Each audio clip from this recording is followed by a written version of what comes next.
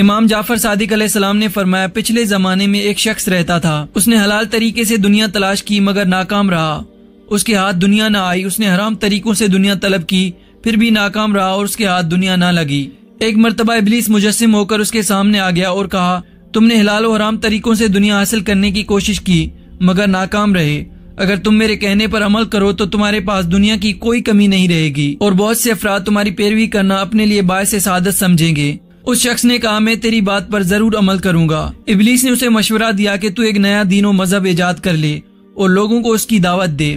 اس نے ابلیس کے کہنے پر عمل کیا اور آہستہ آہستہ لوگ اس کے پیروکار بنتے گئے اور اس کے پاس دولت کے ڈھیر جمع ہو گئے۔ پھر اس نے کچھ عرصے کے بعد سوچا کہ میں نے بہت غلط کام کیا ہے، میں نے لوگوں کو گمراہ کیا، اب میرے لیے توبہ صرف اسی صورت میں ممکن ہے اپنے پیروکاروں کے سامنے جھوٹ کا اقرار کر لوں تاکہ وہ غلط نظریات سے بچ سکیں اور اللہ مجھے معاف فرما دے۔ چنانچہ اس نے اپنے پیروکاروں کا اجتماع بلا کر اعلان کیا کہ میں نے اب تک تمہیں گمراہ کیا تھا اور جو کچھ بیان کرتا تھا وہ سب باطل اور جھوٹ پر مبنی تھا۔ انہوں نے کہا کہ تو اب جھوٹ بول رہا ہے اور اپنے دین میں شک کر کے گمراہ ہو گیا ہے۔ یہ کہہ کر اس کے پیروکار وہاں سے چلے گئے۔ اس شخص نے اپنے آپ کو توق و زنجیر میں قید کر لیا اور ارادہ کیا کہ جب تک اللہ تعالیٰ میری توبہ قبول نہ کرے گا میں یہ توق و زنجیر جدا نہیں کروں گا۔ اللہ تعالیٰ نے اس وقت کے نبی کو وہی فرمائی کہ تم اس شخص سے کہہ دو کہ خدا فرماتا ہے مجھے اپنی عزت کی قسم اگر تو اتنی گریہ زاری کرے کہ تیرے وجود کا بند جدا ہو جائے تو بھی میں تیری توبہ قبول نہیں کروں گا اور نہ ہی تیری کوئی دعا قبول کروں گا